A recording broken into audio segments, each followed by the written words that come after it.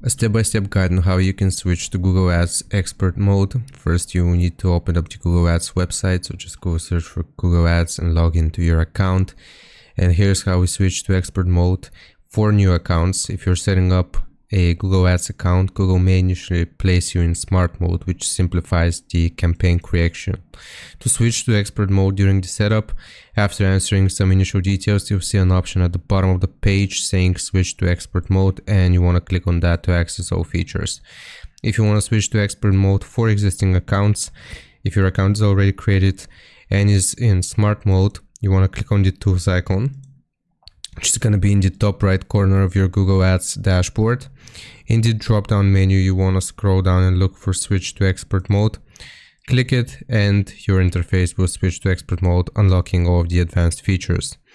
Once switched, the interface will change to show more detailed campaign settings, including keywords, bidding strategies, and audience options.